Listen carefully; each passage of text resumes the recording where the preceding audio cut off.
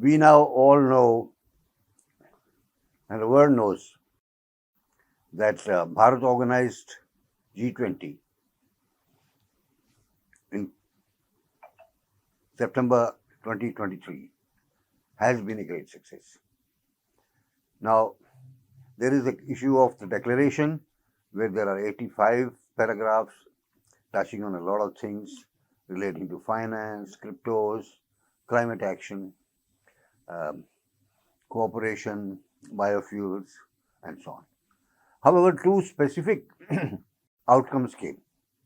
One was on the sidelines of the summit. On 9th, there was an agreement signed, rather an MOU signed, where US, India, Saudi Arabia, UAE, and European Union signed together. France and England or UK did not specifically sign on it. And the project is a product of PII, which is the Infrastructure Investment Initiative of Europe. They have been talking about a number of hundreds of billions of dollars, etc., to counter the BRI of China also, but nothing much had happened. Now, in this case, the PII funds also will get allocated to this particular project to which I just come. And then the US has promised funds. India has offered cooperation and export or whatever other facilities. And the Saudi Arabia and UAE also want to make an internal network which will connect to maybe Abu Dhabi or a port in the UAE, which then connects to Europe via Haifa, that is in Israel, which is now an Adani India owned port, and then onto Europe, one of the Mediterranean places, Piraeus, or either in Italy or Greece or both. But from this end, there is also a railway link. Railway link is from Abu Dhabi or Dubai going to Israel via Jordan, or it can go from there to Damascus, and from Damascus to Turkey if required. Otherwise, from Haifa itself, since it's a port, and it's a very historical old port, and we'll come to the recent historical, that means 100 or 150 years ago context. So, this project is laid out. Officially, they have not released the map. They are saying in 2 months we will finalize the project, but let's see what it is all about and what's the geopolitics of it, where it is coming from, who will be supporting it, who will be opposing it, from the actions so far and from the historical linkages. Now, on 11th, specifically the Prime Minister, Crown Prince of Saudi Arabia stayed on in Delhi, and further agreements were signed in the context of the strategic partnership, which has been further upgraded. So now, what are the projects in this partnership? Number one is the hydrocarbon strategy has been implemented. So the KSA, that is the Kingdom of Saudi Arabia, will through its company Aramco, or Saudi Aramco, which is the largest oil company now in the world, it will invest $50 billion in a refinery on the western coast. So it's called Western Coast Refinery Project.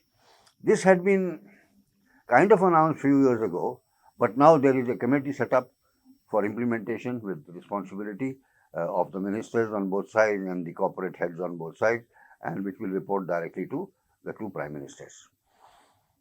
Second is an optical fibers project, starting, let us say, from, let's call it the India node. From India node, optical fiber to Saudi Arabia or UAE, and then further going to Haifa, undersea cable, undersea optical fiber, for giving the best internet connectivity to the area. So the project is being called I stands for Israel as well as India, ME for Middle East, E for Europe, and C for corridor, economic corridor. So we can add too many E's, or we can just do it with one. So IMEC is the name of the project, C standing for the corridor, because it's an economic corridor which is being built.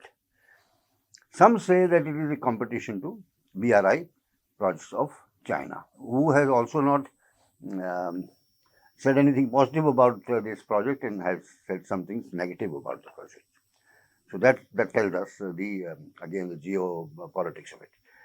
Now, what are the other things? Other things are transportation of hydrogen, in which France is very interested.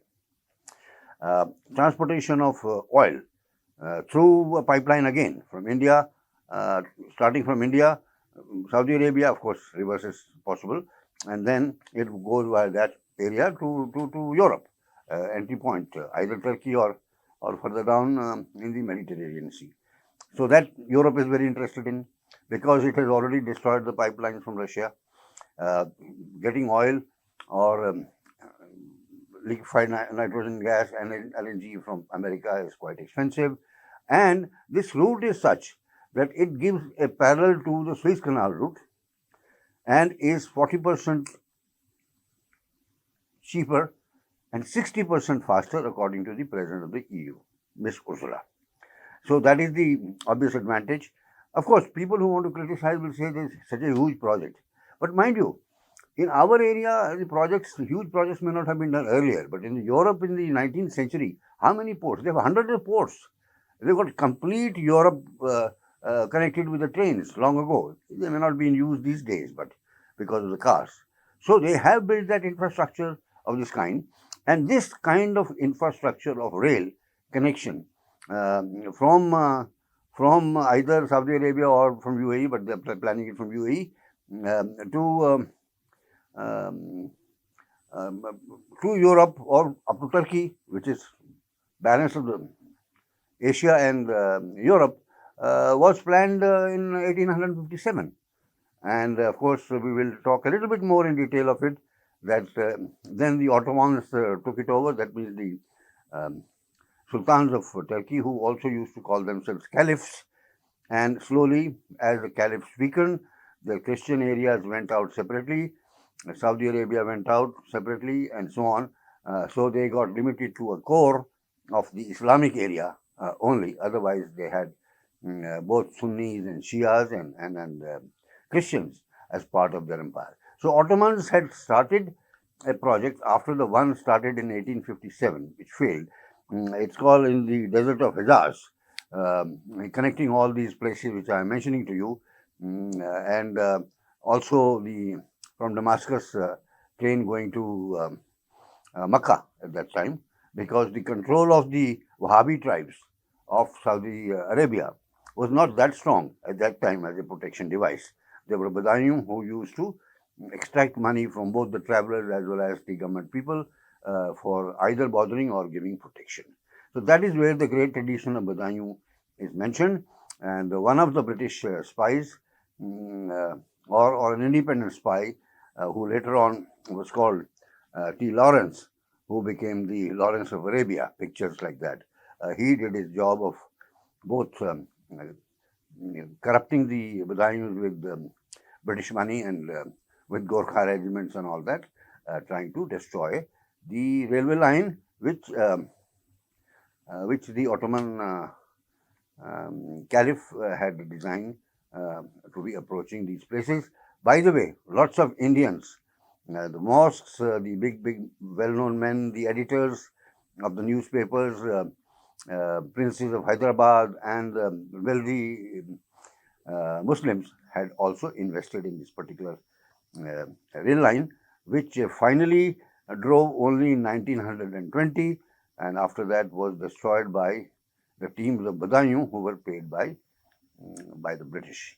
And as part of the Ottoman Empire, some of it which broke, then some of it was under French control, and then some of it was under British control. So kindly note that in this particular conference on 10th, while all the other European leaders were there, Germany, European Union President, um Italian Prime Minister supporting it, there was a very lukewarm response from France, and the Prime Minister of UK had not even attended this particular meeting. After going to Amsterdam, he straight away went away to England, so he was not there in town on 10th when this particular MOU was signed. So kindly note the geopolitical context of that.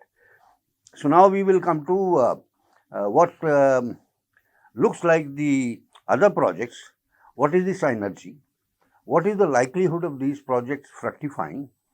And what is it that we can say from managerial point of view, the opportunities which will come to India and the Indian companies and the Indian individuals?